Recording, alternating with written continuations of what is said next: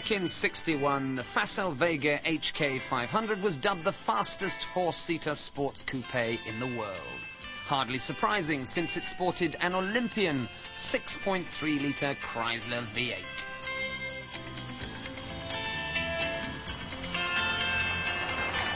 A marvellous amalgam of stunning French bodywork and brutal power. Sexier than Brigitte Bardot and throatier than Placido Domingo, it ranks as France's most beguiling supercar.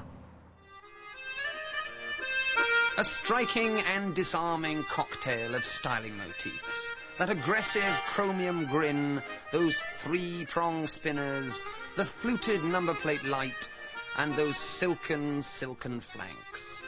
The exhaust pipe sticking provocatively from the rear bumper. It belongs in the New York Museum of Modern Art.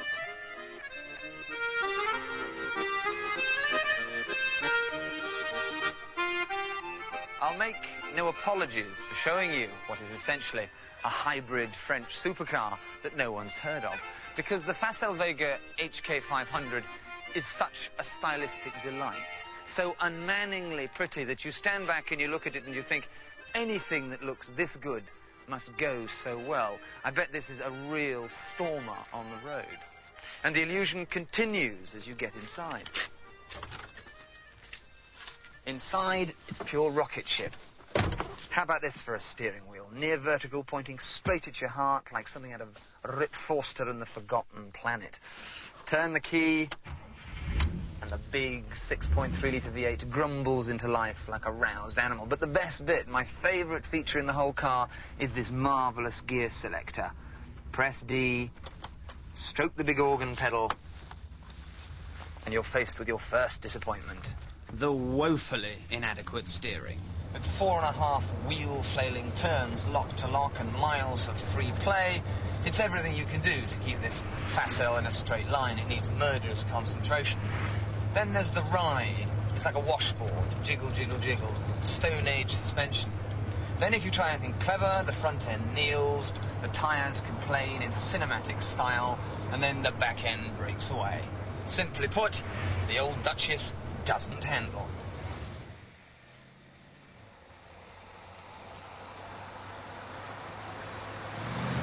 There's no getting away from the fact that as classic cars go, this one has serious Gallic presence and flair.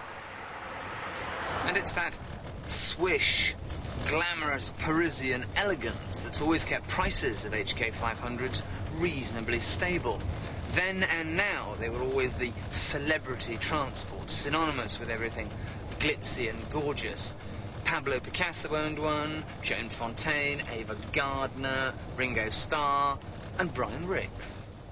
It's a magnificent Bruce, isn't it? It was a very posh car, it was a very fast car, it was a very different car. They sort of had the cachet of a Rolls-Royce and the speed of a Jaguar or Aston Martin. In fact, they were faster than both. I was putting on a new play called One for the Pot in 1961. In those days, the motorway had just opened, and it was about 70, 80, 90 miles of motorway somewhere in the middle of England, going vaguely towards Birmingham, and it was de-restricted. So I was going to Birmingham, and I went on the motorway, and Harry Kendall was my passenger, sitting in the passenger seat there. And Harry was an old Campo fellow with a very mordant wit, and had been a very brave fighter pilot in the First World War. And I was doing about 145, 148 on the clock. I looked sideways at Harry and saw that he was absolutely ashen. So I said, "But surely, Harry, you've been faster than this before." And he said, "My dear fellow, I've never been as fast as this before, even in a vertical dive in a Sopwith pup."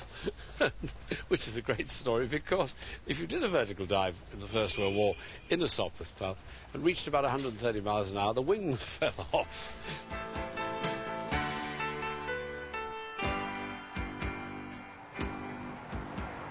A cross between a Bentley Continental and a Mercedes Sports, this could never be called mere transport.